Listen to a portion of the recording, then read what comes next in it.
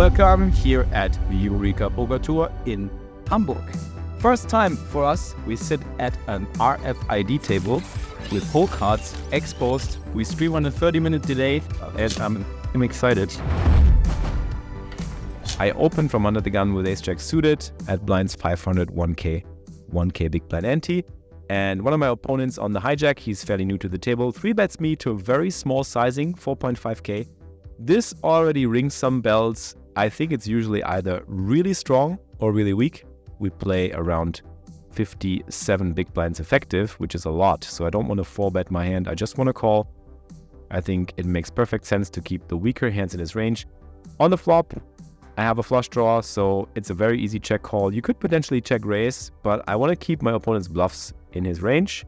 And I also don't want to escalate the pot because he's never folding an overpair on a board like this. So there's no real point in raising at any given situation in this hand. I keep calling on the turn as well. Again, I don't think raising makes much sense because I don't fold out better. And I keep worse hands in. And my opponent bets really quick on all streets, which sort of like confirms my bias that he is more likely to be bluffing than to be value betting. Still, it puts me in a very tough situation, but I end up making the call. I talk to my opponent quite a bit and he doesn't believe it that I just called him with ace-jack high. I mean, I block all the diamonds, all the potential bluffs he could have, the diamond flush draws, and we fist bump here because I think he really respects my call in this situation. It's a tough one, and it's definitely not a good call in theory, but against my particular opponent, the sizings that he picked and the line that he took, it was just very likely for him to be bluffing. As you can see on the chip counts, I'm crushing this table with 163 big blinds at blinds 600, 1.2K already. And do you know that feeling that when everything works out just so well, there has to be some sort of hook? And that was the case in this hand. I have ladies. I decide to 4-bet against a button 3-bet from Jakob. It's just one of those coolers that happens. So here we go. We're looking for a queen on the flop. Not even spades because Jakob has the spades dominated as well. Deuce 5-5 is the flop. I'm still praying for my run good to continue here. There's only 2 outs. One of each of the 2 queens left. And the river card is none of them. So I double up Jakob and he's pretty happy about it, obviously. But even after that hand, I still have a lot of chips left and the journey continues. And you know, poker is just a game of give and take. Similar situation against Jacob. This time I'm 3-betting him from the small blind against his cutoff open. He decides to 4-bet his pocket eights against me. And I love to see it. I make the snap call. We're all in. 6, deuce, 4, there's 2 spades on the board. 3 of hearts on the river, and I eliminate Jakob here in this tournament. GG's for him. And with a little more grinding, I even get my stack back up to 231,500, which is 145 big blinds. When this funny hand happens, really a very, very unconventional hand. That happens here against Tan Nguyen. He's one of the OGs and he's a regular in Casino Schenefeld. After a limp behind, he calls my raise with pocket 7s, with Jack-10 suited. He's always doing that thing where he just closes off his eyes so he can't see his face, which I really like actually. I start with a small c-bet because I think like I have the best hand very often here against a limping range of some ace-x, some small pocket pairs, and some small suited connected stuff. He sticks around against my small flop c-bet and then all of a sudden he leads out on the turn, which to me doesn't really make a lot of sense because the board actually gets my range better than his. So I'm thinking either he's really strong or really weak on a drawing hand. And then he just sorts together a lot of chips and just puts them in the middle. And I am in the tank here, making the consideration for a hero call, even though the river brings the deuce of clubs and the flush gets there. I'm thinking I can't help myself. He's got Jack 10. He's got to have Jack 10. The only hand that makes sense. And he shows Jack 10. And wow, he's super surprised. As you can see, he didn't expect me to call that light. Shortly after taking most of the chips from Tan, he is all in against me for 15k, which is at this point only 5 big blinds. In a coin flip situation, it's exactly 50-50. Flop is safe for Tan. He's got my favorite hand, the stars nuts. We're joking about it a little bit. He's a very cool guy, very chill, very good player also. Jack on the turn seals his fate, and I'm sorry to say, but also happy to eliminate an EPT champion like this. And that means we're up to 346,000 chips. In the big blind, Mr. Herz, he goes all in with ace queen. It's only 8 big blinds. Obviously, I made the call and I'm very happy to see what I'm up against. We usually know from my streams how these things end up. Ace king can never win to ace queen. So it would be a huge suck out if I actually end up winning this pot and holding with the better hand. And I eliminate Mr. Herz, another player leaving the feature table.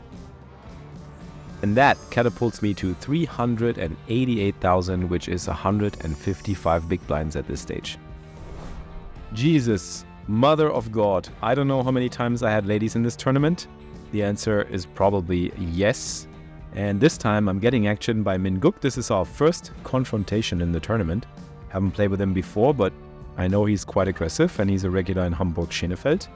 He's 3-betting me quite wide with 7 deuce offsuit. I didn't anticipate that. Had I known he had a wide range as wide as 7 deuce offsuit, I'm definitely happy to just call and slow play. But again, there will be some tough spots for me arising on a king high, ace high board or a tough run out. And I really don't want to risk my entire stack here. It's important and necessary to pick your battles wisely and to also deny them their chance to play in position with initiative against you. I am here in Hamburg, Casino Schenefeld, home turf, so to say.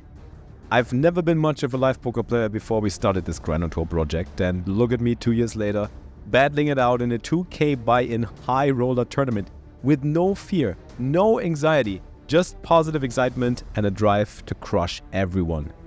I've shifted my focus from being an online player and a live poker commentator to being a live poker player. That's where I belong. That's what I've evolved to. That's the path I am on now, the path to glory and that coveted PokerStars Gold trophy.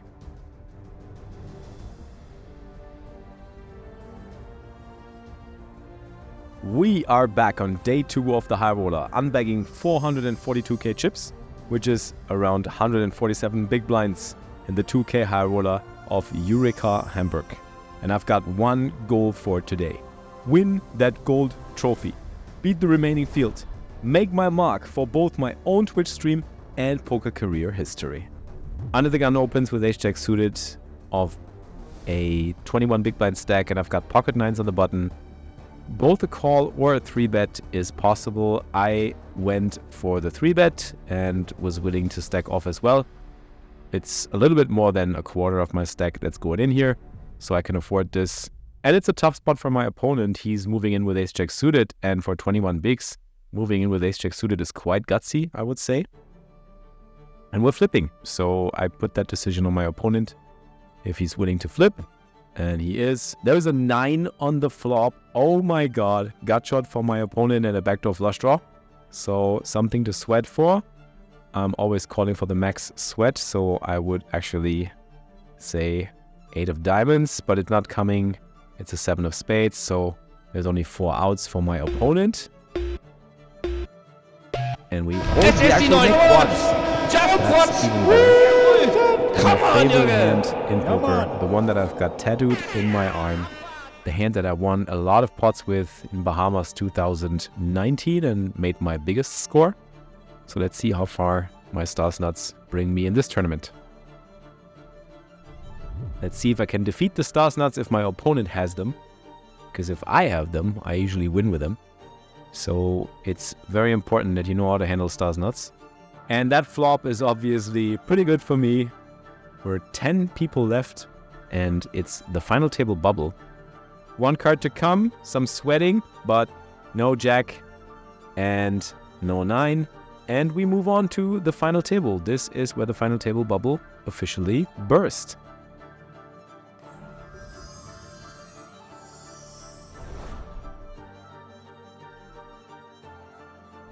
Blinds have gone up to 10k, 15k, and my opponent on the button actually decided to limp his pocket tens here, and I'd find aces, so I raised to 60k. We both get it in, obviously, tens against aces at this stage with that stack depth. There's no point for him to try and avoid this situation, and there's no other play for him to just go all in here, and I like his play, but it's just unfortunate. Turn card is a 3, the board is safe with a jack, a 4, and another 3. So just one out to come actually, because a 10 was folded. And the river card is a queen. So I'm eliminating another player. That means we are 5 people left at this final table. And that means we are back in the chip lead with 79 big blinds and 1.18 million chips. Frederick, on the button, moves all in with king 10 suited. I make the call with ace queen suited because I got Minguk in the big blind, who still has an option. And in case he finds a better hand and moves all in, I'm still leaving myself the room to find the fold. But it's very good. There is a 10 on the flop, so that's good. I'm almost rooting for Freddy because I would have liked to be in the heads up with him. I know it's very important for him to run deep as well. Good grinder, and he's yet to prove himself. The river card is a king, and Freddy doubles up. A little bit of a setback for me, not a big one. I find myself facing another all-in by Freddy. He's only got a little less than 4 big blinds, so obviously this is a snap call with king queen.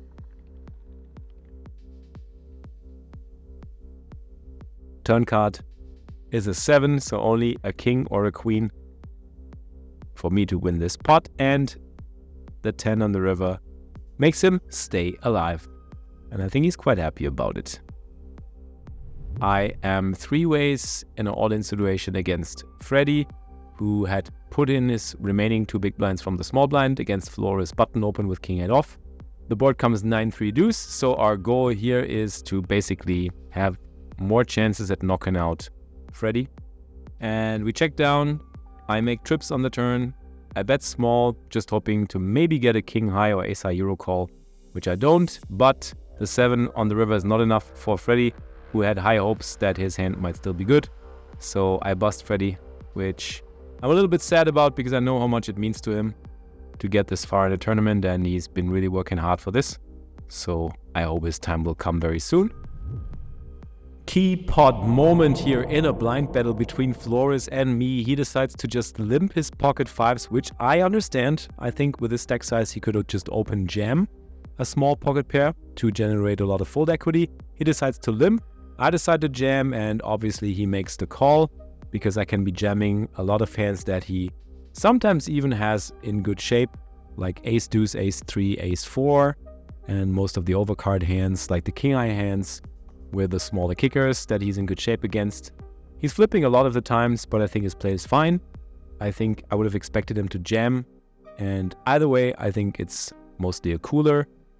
Given that Flores is the shorter stack, I have the chance to eliminate him here. If he doesn't hit a 5 on the river, flop and turn are safe. There's 2 outs for him. And if there is no 5, that means I'm gonna be heads up for the trophy. And it's a 6, almost a 5 for a second.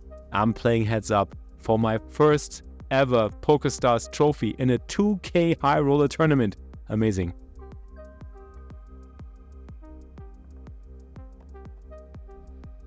The funny part is, we start the heads up with exactly the same chip amount, 1.635 million chips. That is very rare. Ja. Hempi, jetzt Cheerleader. Mit T-Shirts als Pompons. We actually agree on a deal, which is an even deal. We both get the same money, but we still play for 2K from the prize pool plus the trophy.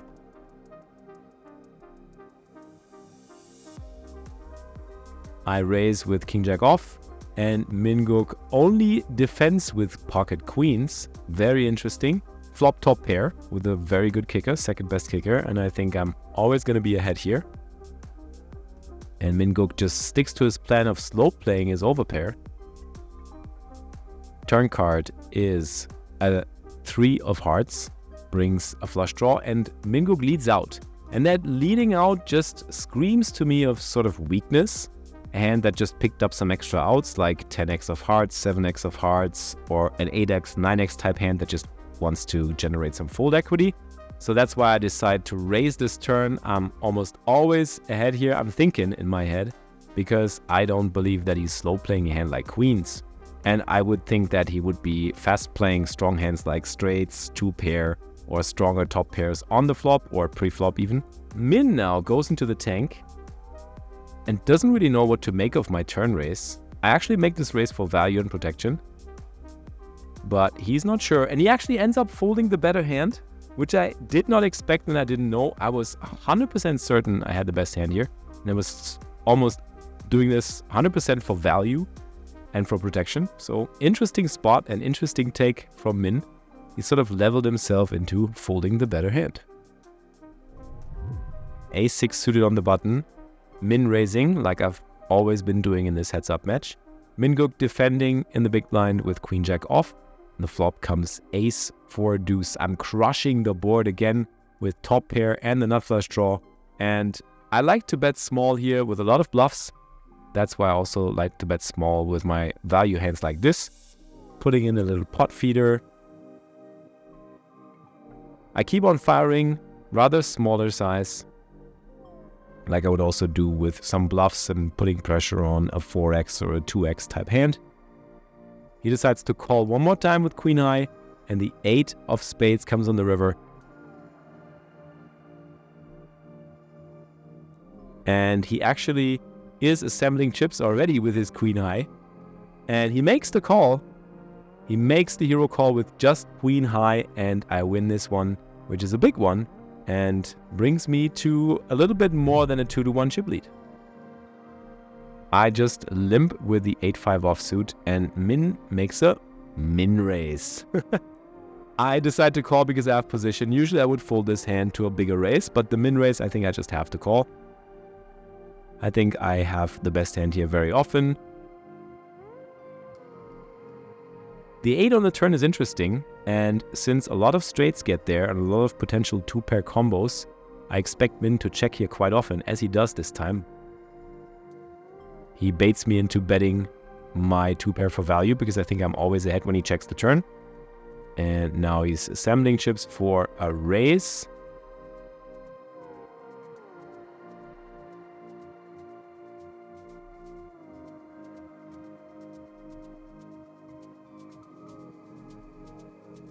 And I open fold my 8-5. And I'm actually happy because now I get to see the hand and I get to see that I made a good fold, which is, yeah, always good to know. I'm thinking about what to do here with my ace-4 suited, and I'm moving all in.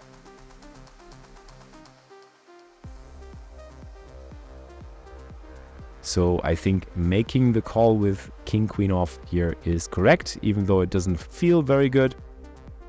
And he's thinking about it, counting out the chips.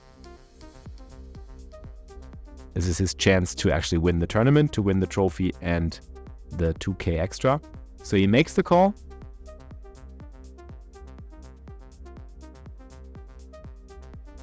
Wow. What a nice sportsmanship between us also. It was a good vibe. He's a good sportsman and he's really tough to play, I have to say. So I'm actually happy to be able to get this spot where I'm slightly ahead. I hit a 4, so I just hope there is no king or no queen coming. And then it would be me in the chip lead again. Turn card is another 8.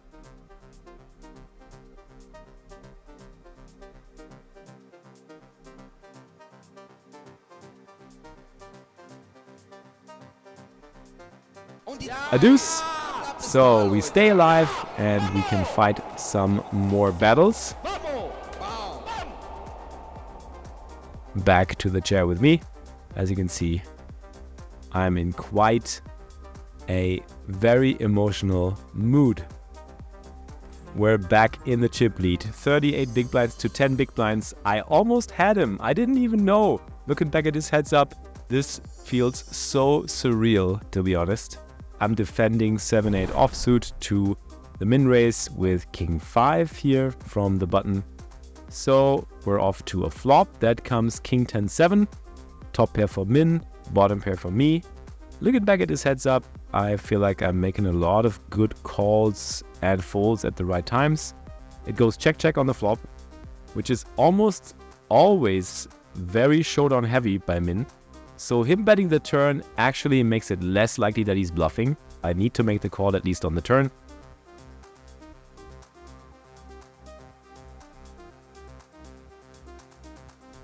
I think him betting the river, it's a very tough decision for me. If I put him on some bluffs on the turn, I should probably also call the river, because in case he has a hand like hearts or queen jack or something that he decides to decline bluffing on the flop. Either way, tough spot, and sometimes you're wrong. It's insane. We're back at almost even chips again. 19 to 16 big blinds, so we have to battle again. I've got 8-4 suited and I'm limping.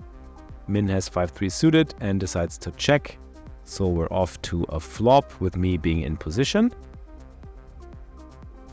10-5 ace with 2 clubs. I'm pretty sure he's almost always betting some sort of 10x, 5x or a bluff. And I only have an 8 high flush draw. Now on the turn I pick up a pair of 4s. Obviously calling is fine as well, but I think I should have just tried to raise him off his better hand here on the flop already.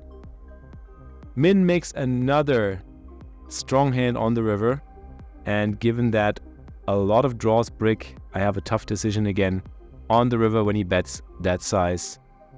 I'm making the call just because I beat a lot of bluffs that he could be firing this way, and the 4 is not good.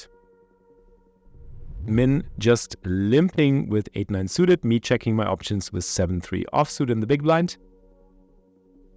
I flop bottom pair, which I think I can never let go on the flop for one bet, so I'm making the call. And it's again one of those situations where Min has been showing that he's capable of both bluffing and value betting. A lot of weak hands that turn into stronger ones. King of hearts on the turn brings a lot of potential draws out there, flush draws. And for me, it's interesting because I think when he bets this turn, he is kind of polar. So he's jamming a lot of queen x and king x and ace x hands preflop, which means I should remove them from his range. And also if he keeps betting the turn with a bigger size, it's less likely that he's betting a queen again, and he's also not betting a 6, so my pair of 3s should usually almost always be good here. We get to the river, and it's the jack of hearts, a very, very nasty card and good card for his range. I'm folding too quickly. I should have thought about it a little bit more, because betting this river means he's very polar. He's either very, very strong or very weak. But given that the heart flush draw and the straights get there on the river, hands like 10-9, it's a tough one again. And as you can see, sometimes you're just wrong. In a heads up, sometimes you make the wrong calls in the right spots and the right folds in the wrong spots, and vice versa, if you know what I mean. It's always tough, and in this situation, he just got the best of me. Now, after these two failed hero calls, or so to say, bad folds with the bottom 3, I end up with a tough spot. I think I have to make the call here. It's way less than 10 big blinds, and I have king high, so I'm happy to call an all-in from Min. I'm dominated. I'm crushed. He's got me dominated here with a king 10 suited. It's a domination nation, and I think I'm slowly seeing the trophy run like sand through my hands. And the flop doesn't give me any hope either. At least there's 2 diamonds, so I could get another couple diamonds and I would be good.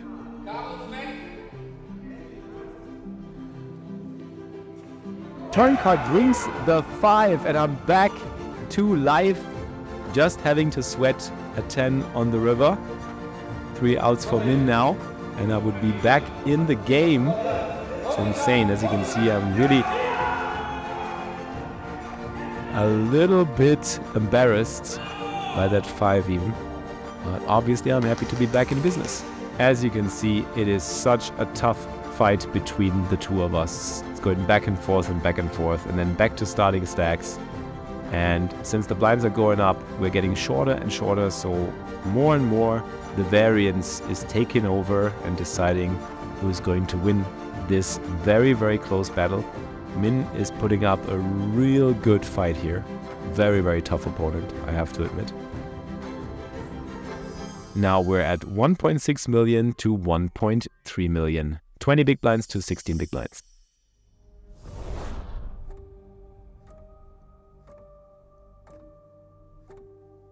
I'm on the button, and I've got Queen 9 offsuit with 1 million in chips. I can go for a jam, I can go for a limp, I can still go for a min raise. All the options are still on the table. I am going for the limp, just trying to realize my equity and play against some of the dominated hands in Min's big blind checking range. 10-3 offsuit in this case, and we're off to a flop. It brings King 9-8, so I flop second pair. I'm thinking that I almost always have the best hand here, since Min would be jamming almost all the King X at the stack depth. So I think with my 9 and the kicker, I'm almost always best. Ace 9 would be jamming pre-flop. So I'm going for value. I'm betting flop. Now Min goes ahead and decides to do something fancy. He check raises the flop, because he believes that I might just be betting my entire range here, which is probably even correct.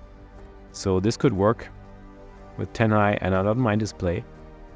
He's actually check raising to a larger sizing, and I'm thinking in my head, wow, this is a good spot for me. I don't think he has any King X. I'm blocking 9-8 with my 9, so I'm really thinking he's very bluff heavy in this spot, or draw heavy even. Hands like 7-6 or 7-5 or 10-6 that all check in the big blind, he could have in his range. And I'm pretty happy to make the call here in position. Going to a turn of a Jack of Clubs. Interesting card. And Min instantly goes all in. At this point, I'm pretty sure, I have to think about it for some time, but I'm pretty sure, again, I have the best hand. Unless he just spiked a Jack with a hand like Jack 10 or Queen Jack. But I think he would move all in pre-flop with Queen Jack and even Jack 10 some of the time. So I'm really discounting that. King Jack, he would be moving all in pre-flop. He doesn't have Jack 9 or Jack 8. I don't think he check raises those on the flop either. He's probably just check calling them. So I'm fairly certain that he must be bluffing or semi-bluffing and that my Queen 9 is good here. I just have to think about it for some time, and then I make the call. Here we go. 84% to decide, or almost to decide this heads up. Because after that, Min would be down to 300k chips, which would be a little bit more than 3 big blinds. And we're just sweating that river. River card is a queen. And that's it. Oh, it's painful for me to watch again. Making the right call and being unlucky on the river. I mean, I have to say, Min just played it really well. But at this point, I'm destroyed. I'm shaken. It was a tough match. He fought really hard. He made some good bluffs, some good value bets. I made some good hero calls, some bad hero calls, some good folds, some bad folds. And in the end, I made a good call, but it wasn't rewarded. That's the game. Now I'm getting some hugs from some of my best friends, from the grind crew. And yeah, that trophy would have meant a lot to me. Everybody is just really devastated after this final hand.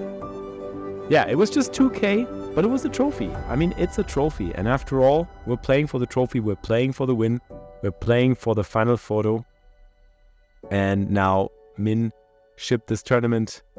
He deserved it. He really played very good poker, very aggressive.